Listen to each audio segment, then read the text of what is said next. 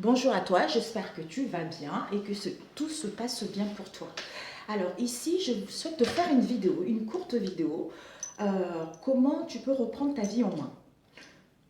Comment reprendre ta vie en main après avoir vécu toutes sortes de difficultés par rapport à ta situation. Ça peut être au niveau amical, ça peut être au niveau sentimental, ça peut être au niveau familial, ça peut être au niveau du travail. Ou peut-être parce que tu n'arrives pas à trouver un travail. En fait, tout dépendra de ta situation. Comment reprendre confiance en toi? Parce qu'en ce moment, on entend beaucoup parler comment séduire un homme, comment faire en sorte d'attirer un homme, comment faire en sorte justement de paraître plus importante par rapport à un homme.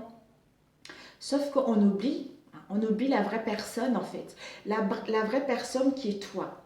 C'est-à-dire, qu'est-ce que toi tu veux réellement?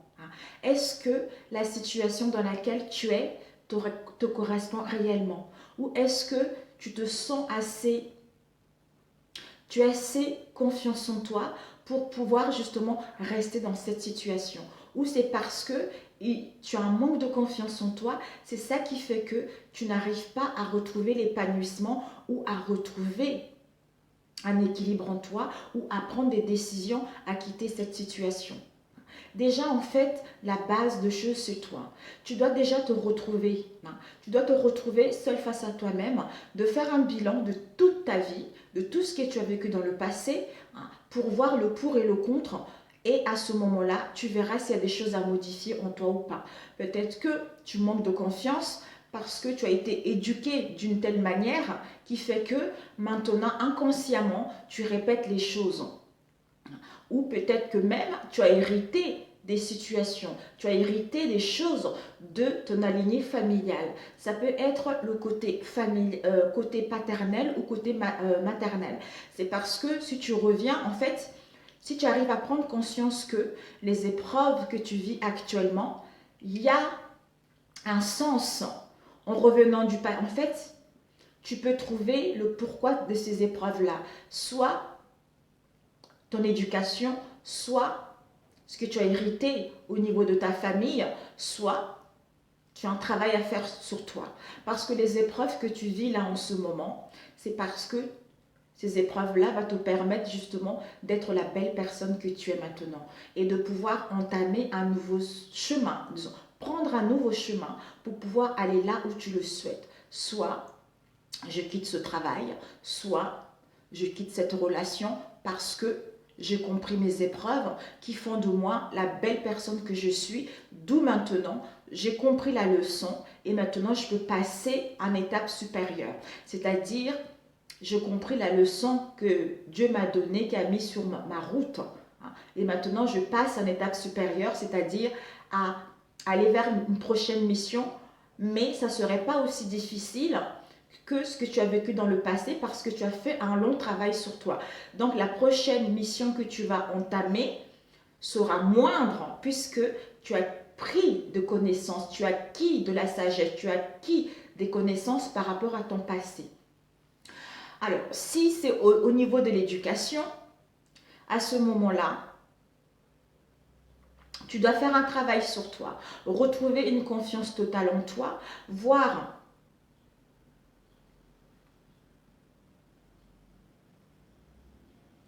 l'incohérence que tu as eue par rapport à ton éducation. En fait, ce que moi je me dis personnellement par rapport à mon expérience à moi, je me dis c'est pas parce que on t'a éduqué comme ça que tu dois répéter les mêmes choses qu'on t'a éduqué. Il y a un moment, ça marche parce qu'on est jeune, on nous éduque de telle manière. Il y a un moment, en grandissant, d'ailleurs, c'est pour ça que quand on arrive vers l'adolescence, il y a un peu de la rébellion. C'est parce qu'on essaye de trouver nos propres valeurs, nos propres marques. Parce que on voit qu'il y a l'incohérence par rapport à nos vraies envies et par rapport à ce que nos parents nous ont éduqués.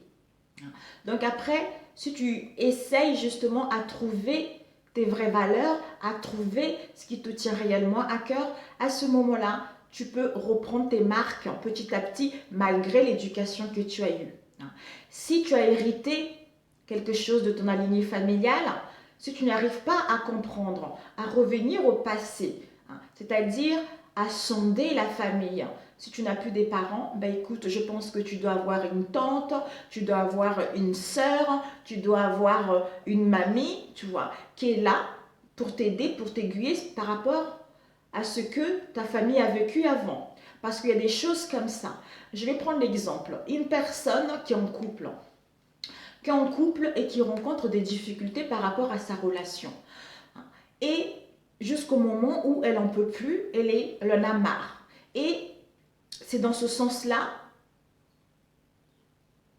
inconsciemment ou au fond de son âme, au fond de son cœur, elle sait parce qu'on est tous guidés, tu vois. On est tous guidés par de l'au-delà, par Jésus, par Dieu, par qui tu crois.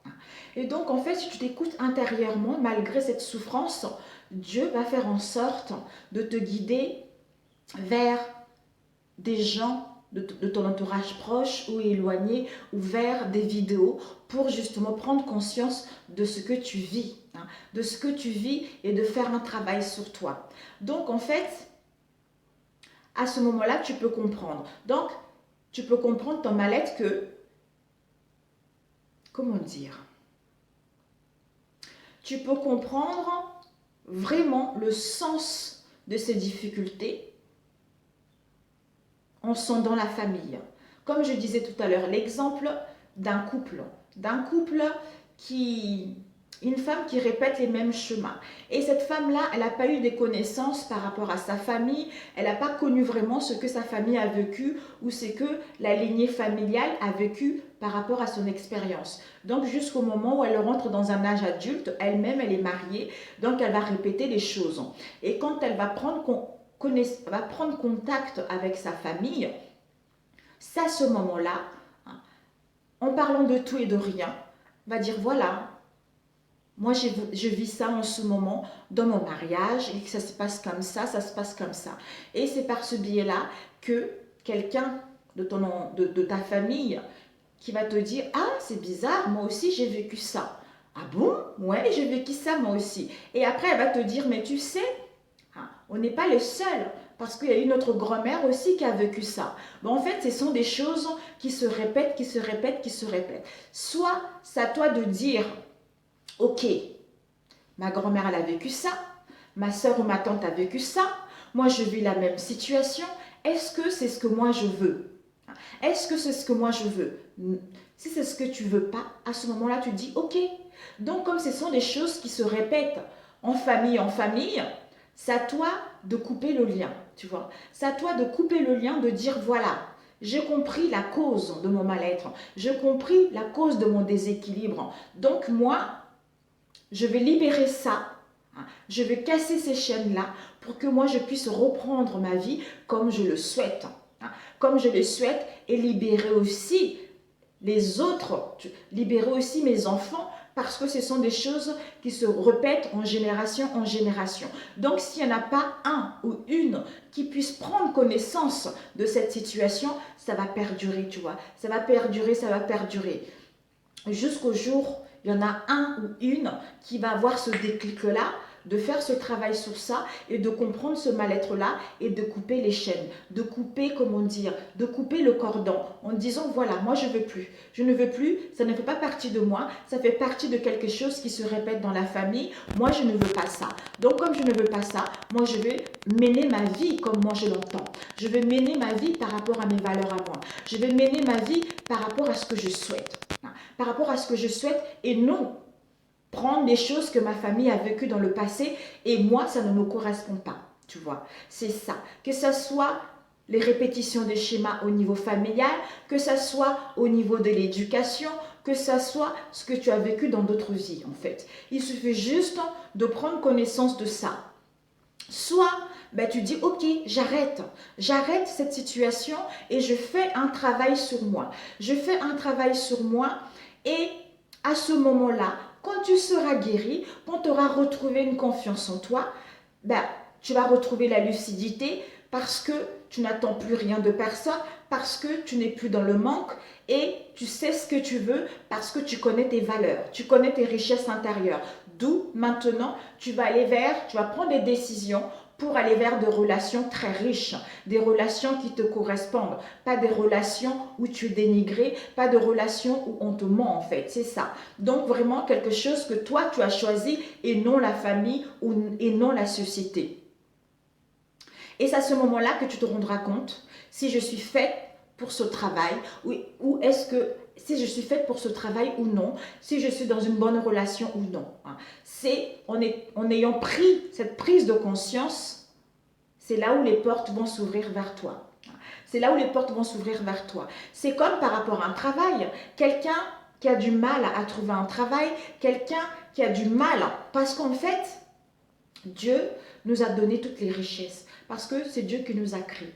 Dieu nous a créés, donc Dieu habite en chacun d'entre nous en fait. Habite en chacun d'entre nous, donc on est venu ici sur cette terre avec toutes les richesses que Dieu nous a données. On a tout ici sur cette terre. Mais après, c'est notre éducation qui fait que on est individuel. Vous voyez, on est séparés. Toi, tu es blanc, toi, tu es noir, toi, tu es arabe, toi, tu es chinois. Donc, en fait, ça met un peu la séparation.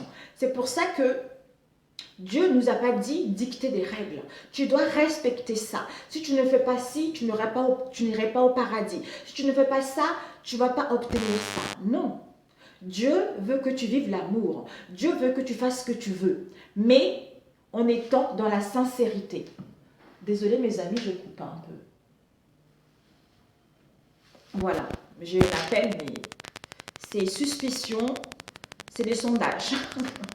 Donc Dieu ne veut pas que Dieu ne nous a pas créés pour suivre des choses à la règle. Je pense que, tu vois, tout ce qui est des livres bibliques, que ça peut être le Torah, la Bible, le Coran, tout ça, ce sont des livres sacrés, tu comprends? Ce sont des livres sacrés. Mais qu'est-ce qui les a écrits, ces livres? Qu'est-ce qui les a écrits, ces livres? C'est un livre sacré, il y a certains messages qu'il faut prendre en compte et d'autres non. Parce que Dieu nous prive pas de quoi que ce soit, tu vois.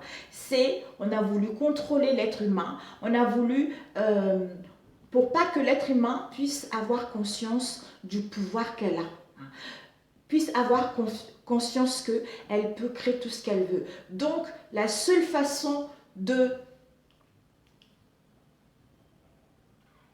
comment dire, comme si on était dans une cage en fait. Voilà, la loi. Donc, on doit mettre la loi pour que l'être humain ne puisse pas avoir conscience qu'elle a le pouvoir de créer ce qu'elle veut, elle a le pouvoir d'aller là où elle veut, elle a le pouvoir d'avoir toutes les richesses qu'elle veut, en fait, de gagner sa liberté. Comme si, en restreignant les choses, en modifiant les textes, ça permet de suivre le droit chemin. Alors que ce droit chemin-là, il y a un moment, on est déséquilibré, tu vois. On est déséquilibré parce qu'on se dit, mais c'est pas possible. Moi, j'ai envie de faire ça et la Bible dit ça. Parce que j'ai connu beaucoup de gens qui lisent la Bible, ils sont très cartésiens. Par exemple, tu es marié. Tu es marié et que Dieu n'aime pas le divorce. Alors que toi, tu n'es pas bien dans ton divorce. Mais Dieu a dit que, comme tu es marié, Dieu est pour que l'union soit là, donc tu ne peux pas divorcer. Non, moi je ne vois pas les choses comme ça, tu vois. Dieu, non. Dieu, il est en moi, il est en chacun d'entre nous. Donc moi, si je ne suis pas bien dans une relation, si tu n'es pas bien dans une situation, c'est à toi de prendre la décision. Quelle que soit la décision que tu vas prendre, c'est pour ton bien-être, c'est pour aller mieux. Donc Dieu ne t'en voudra pas en fait, tu vois. Dieu ne t'en voudra pas. Dieu n'est pas là pour qu'on puisse faire du mal à un tel. Dieu n'est pas là pour qu'on puisse suivre le droit chemin en étant dans la tristesse. C'est pas lui ça. C'est pas lui ça, c'est les hommes ça. Donc en fait, il faut prendre en considération certaines écritures bibliques et d'autres non. Parce que les autres écritures, ou par rapport à ce qui a été modifié, c'est pour avoir l'emprise sur l'être humain. C'est pour que l'être humain ne puisse pas avoir conscience du pouvoir et du potentiel qu'elle a. Tu vois, c'est ça. C'est ça. Donc en fait,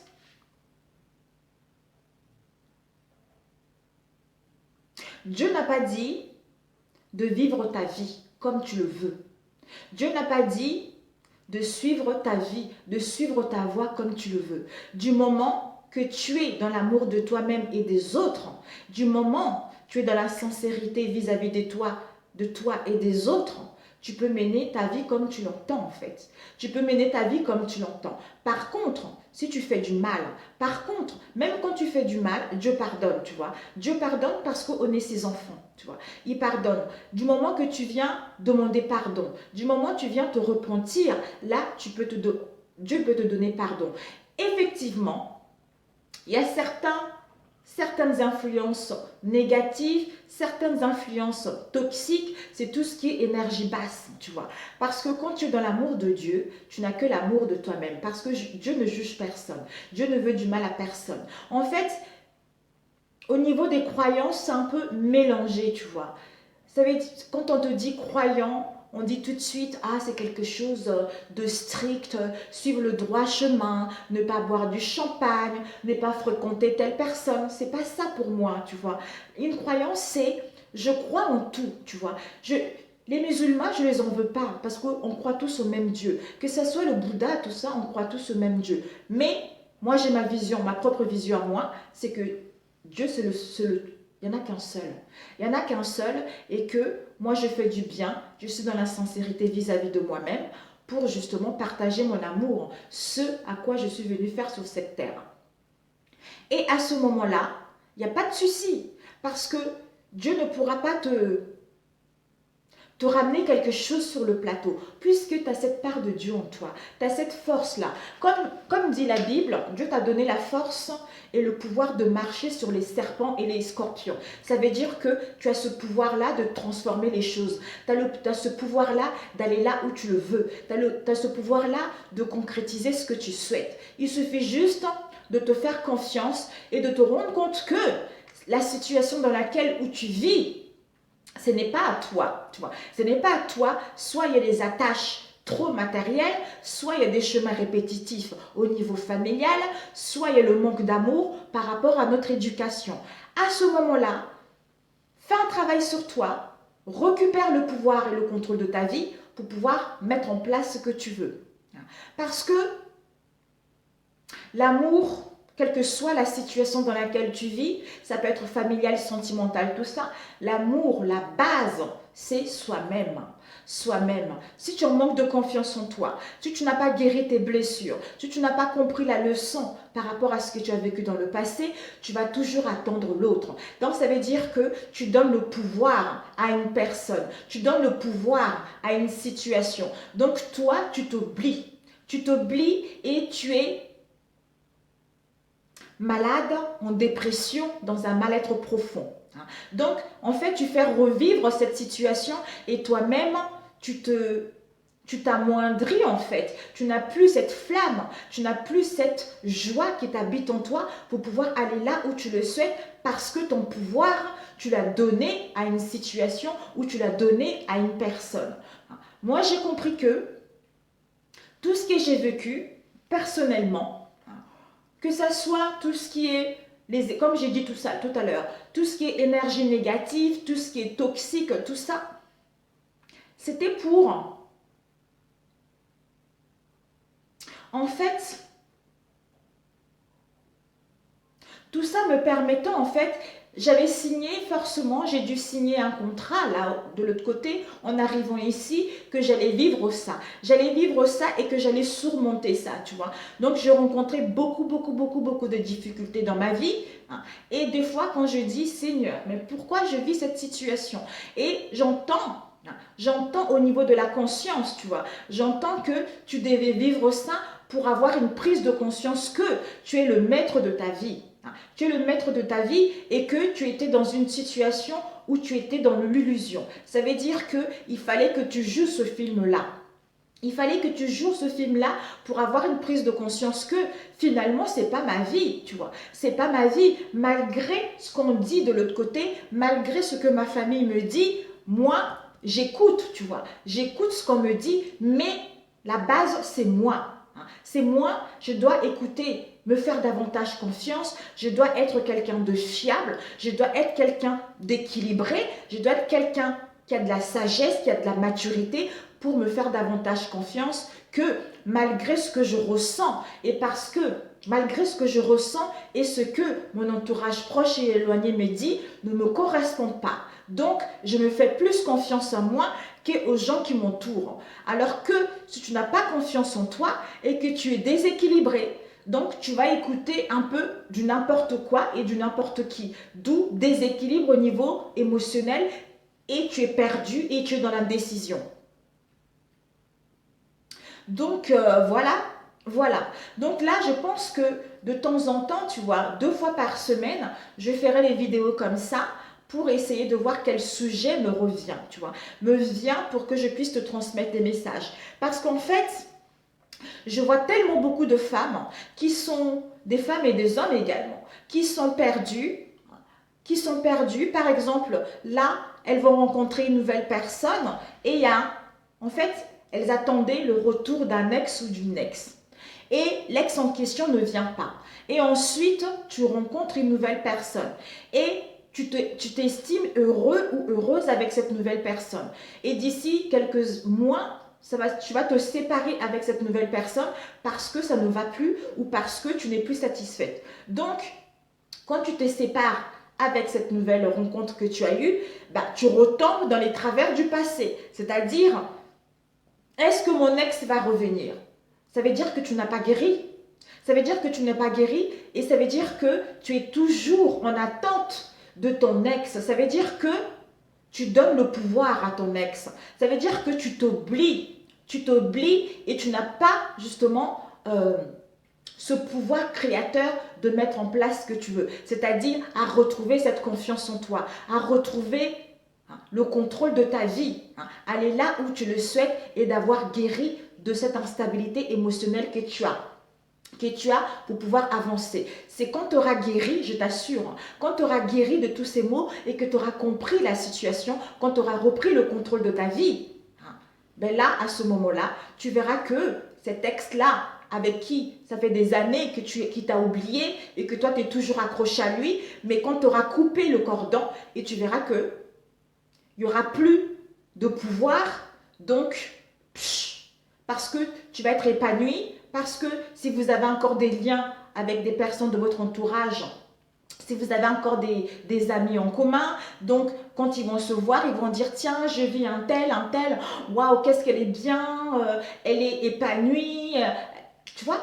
Et lui va dire waouh, ben dis donc, et c'est par ce biais-là, ça va le faire réfléchir et c'est par ce biais-là qu'il va essayer de rentrer en contact avec toi. Peut-être que même quand il va essayer de rentrer en contact avec toi, puisque tu as guéri, tu as repris le contrôle de ta vie, tu vas dire non. Non, je ne veux pas de cette relation parce que j'ai trop souffert, parce que maintenant, je reprends le pouvoir de ma vie. Et non, je suis en attente, tu vois. C'est par ce biais-là que tu vas te rendre compte que finalement, tu n'as plus de manque et finalement, tu as repris le contrôle de ta vie et tu as envie d'aller là où tu le veux. C'est comme ceux aussi qui n'arrivent pas à rencontrer une personne. Ça fait trop longtemps que je suis célibataire, ça fait trop longtemps que je tombe toujours sur les mêmes personnes. Si tu n'arrives pas à faire un travail sur toi, à comprendre pourquoi tu tombes toujours sur les mêmes personnes, pourquoi tu tombes toujours sur les pervers narcissiques, sur des menteurs compulsifs, sur des gens mariés ou sur des gens qui ne sont pas honnêtes, c'est parce que au fond de toi, il y a un truc à guérir, il y a un travail à faire sur toi. Et à ce moment-là, quand tu aurais fait ce travail, je sais que ce n'est pas facile de faire un travail sur soi parce qu'on va mettre dans la lumière ce qui nous fait mal. Ce qui nous fait mal est de guérir de tout ce mal-être-là.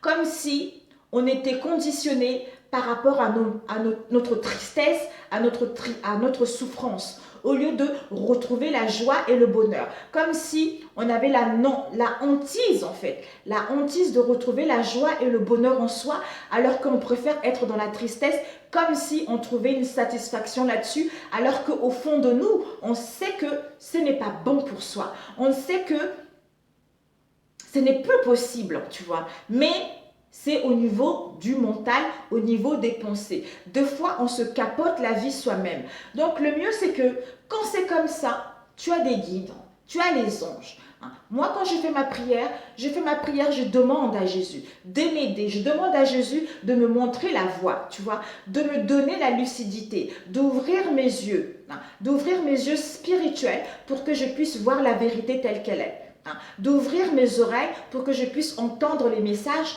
que lui, là, me transmet, tu vois. Et ça marche pour tout le monde, tu vois.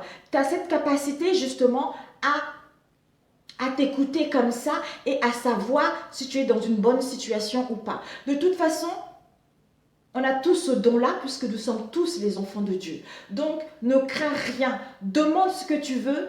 Comme dit, demande et tu recevras. Donc, en fait, Dieu ne va pas, tu vas pas te dire, voilà, ok, par exemple, l'histoire du mariage en question. Comme Dieu l'a dit, il faut rester marié, tu n'as pas le droit de divorcer. Ben non, c'est pas Dieu qui va te dire de divorcer en fait, tu vois. Il va te dire, c'est à toi de faire la décision. Si tu n'es plus heureuse, si tu n'es plus heureux dans une relation, et si tu sais qu'on te ment, et si tu sais qu'on n'est pas sincère avec toi, écoute-toi intérieurement, fais-toi confiance. Hein. Fais-toi confiance de prendre la bonne décision ou réfléchis par rapport à cette situation, prends du recul pour pouvoir prendre la bonne décision. Mais ce n'est pas Dieu en priant qui va te guider à te séparer en fait. Non, c'est pas toi, c'est pas lui, c'est toi. C'est toi seul parce que tu es responsable de ta vie. Ça m'énerve en fait, c'est la pub. En général, le fixe, c'est la pub. Et en fait, il n'y a que lui seul, il n'y a que toi seul qui est le metteur en scène de ta vie, qui est le réalisateur de ta vie. Parce que tu as cette capacité de dire stop à une situation, de laisser le passé derrière, un instant.